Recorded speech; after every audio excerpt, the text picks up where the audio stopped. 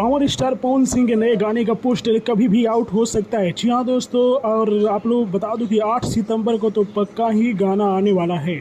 दोस्तों, कोई पवन सिंह का रिपोर्ट ना छूट जाए, इसलिए मेरा भी मेहनत जारी है। हर खबर आप लोगों को पवन सिंह का देता रहता हूं।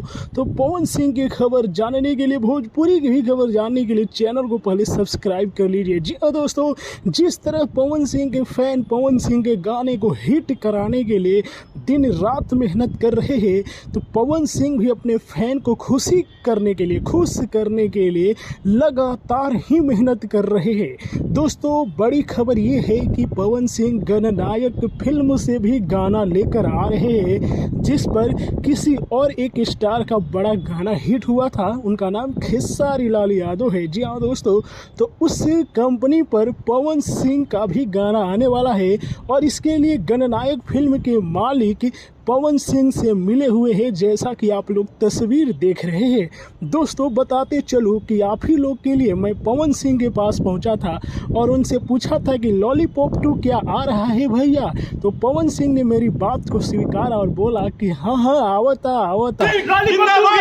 लॉलीपॉप 2 के बारे में बोल देते हैं। आवता। तो देखिए दोस्तों, हर अपडेट चाहिए पवन सिंह का तो चैनल को सब्सक्राइब करके जाइएगा। और पवन सिंह का नया फोटो कैसे लगा हमें कमेंट में बताइएगा। चाहिए दोस्तों।